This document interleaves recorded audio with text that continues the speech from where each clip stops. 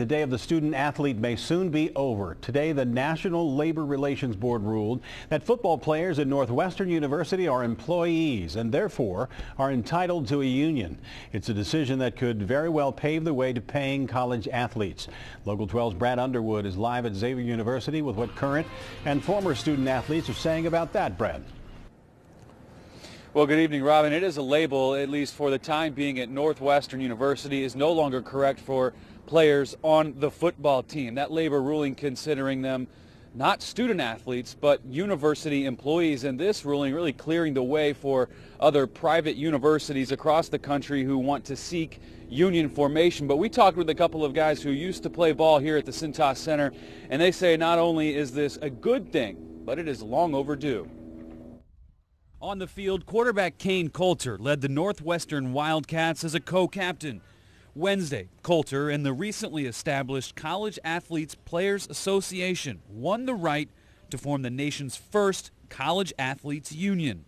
Shortly after the decision, Coulter took to Twitter saying this is a huge win for all college athletes. When I tell you to switch, just quick switch on the band.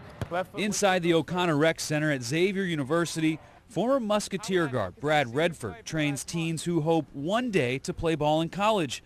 Redford believes this decision is long overdue.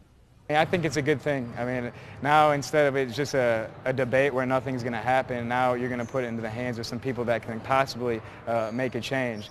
The petition by the Northwestern football players seeks better medical coverage, concussion testing, and the possibility of being paid.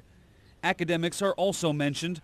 Redford remembers how time-consuming basketball was and that it often came first. You do have that little debate in your mind, am I going to study for a test until 1 o'clock in the morning when I have a game against a top 25 team the next night? The ruling by the National Labor Relations Board reads the players meet certain criteria that qualifies them as employees and thus can organize. Tim Whalen played the past 2 seasons for Xavier as a walk-on. He didn't receive scholarship money. I don't think it's a terrible idea. I mean, having played 2 years, it is a lot of time commitment, and I think a lot of people don't realize that. I know, being a walk-on, it was a little bit tough sometimes finding money, for, the social aspect of college, going out, getting food, all that kind of stuff. But Whalen does believe it's a slippery slope. How much money would players make? Will it be spent properly? What will the regulations be? Those questions don't yet have answers. Well, so what's next? Well, the Northwestern football team will now take a secret ballot vote to decide whether or not they want to adopt a union for the team, and only scholarship players can vote, and they must have a 30% approval from the team to bring that union to the Northwestern football program.